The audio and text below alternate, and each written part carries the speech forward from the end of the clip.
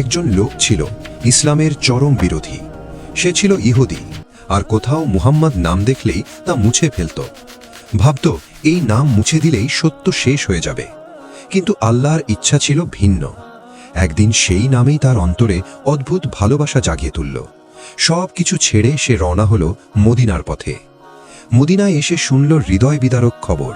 প্রিয় নবী মুহাম্মদ সাল্লাল্লাহু আলাইহি ওয়াসাল্লাম আর এই দুনিয়ায় নেই। ভাঙা হৃদয় নিয়ে সে হযরত আলী রাদিয়াল্লাহু আনহুর কাছে গিয়ে বলল, আমি নবীজিকে দেখতে পাইনি, অন্তত তার ব্যবহৃত একটি পোশাক ছুঁতে চাই। পোশাক হাতে পেয়েই সে কেঁদে উঠল এবং বলল, লা ইলাহা ইল্লাল্লাহু মুহাম্মদ আল্লাহর রাসূল। এরপর সে দোয়া করল, হে আল্লাহ, যদি আমার এই ঈমান তুমি কবুল করো তবে আমাকে এখনই তোমার প্রিয় বন্ধুর কাছে নিয়ে নাও। দোয়া শেষ হতেই সেখানেই সে ইন্তেকাল করল। সুবহানাল্লাহ। গল্পটি ভালো লাগলে ভিডিওতে লাইক দিন, চ্যানেলটি সাবস্ক্রাইব করুন আর কমেন্ট করে আপনার অনুভূতি জানান।